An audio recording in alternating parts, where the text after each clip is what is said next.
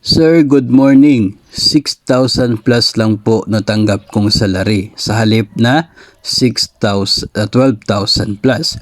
Nag-decrease po during adjustment. 6,000 plus talaga na bawas. Wala po akong loan. Maibabalik pa po ba yon?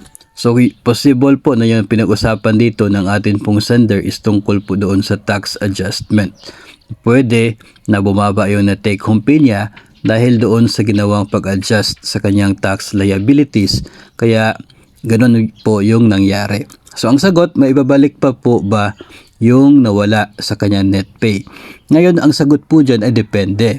Depende po doon sa naging adjustment. Kung yung adjustment po is sakto lang para makover yung kabuuan na kulang sa tax deductions sa sahod, then I would say hindi na po yun maibabalik, no? Kasi kung pagdating ng December, it was found out na kulang yung naging deduction from January at kinakailangan na madagdagan ng 6,000 yung deduction niya for tax by December just to cope up with those tax liabilities, then tama lang yung ginawa, no? So talagang mababawasan yung net take home pay at hindi po maibabalik yung nawala bilang tax deduction kasi to be remitted yun sa BIR. Ngayon, what if pagdating po ng computation dito, nakikita na sobra pala, hindi pala 6,000 dapat yung in-increase sa deduction niya by December, kundi siguro nasa 3,000 lang, na sobra yung naging deduction. So in short, mas malaki yung total ng payments niya compared doon sa kanyang tax liability. So sa case na yon ay maibabalik yung sobra. Meron tayong tinatawag na tax refund, no? Kung na-remit na po yun sa BIR, medyo matatagalan yung pagbigay ng tax refund. Pero if ever nakadeduct pa lang at hindi pa na-remit, no, maagang nakita yung sobra sa deduction at hindi pa na-remit sa BIR yung for tax na yon, yung sobra, then pwede po siyang bayaran, no, ng division ninyo, o pwede pong mabayaran yung tax refund earlier.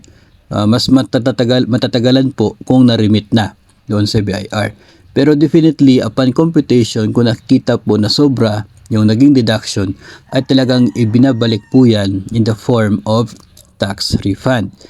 Yung iba, sinasabi, bakit wala kaming tax refund? Ang laki ng deduction namin.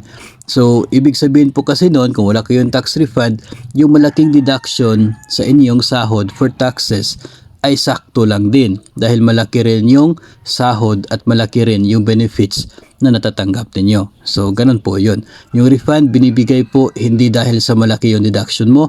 Binibigay po siya dahil sobra yung naging deduction compared doon sa tax liability. So, sobra yung naibayad mo, nabawas sa sahod mo compared sa dapat sanang bayaran mo. No, so, kung maliit lang yung sahod, tapos malaki yung naging deduction, so normal na magkakaroon ng tax refund. So sa case na ito ay pwede po ninyong maipa-check po doon sa in-charge, no, tungkol po sa mga taxes. May person po yan na in-charge talaga na siya nagmo-monitor, at kung makita po doon na sobra yung naging tax deduction sa inyo, pwede po kayo makatanggap ng tax refund. Pero kung nakita po na sakto lang, ay wala na po talagang tax refund na dapat aasahan.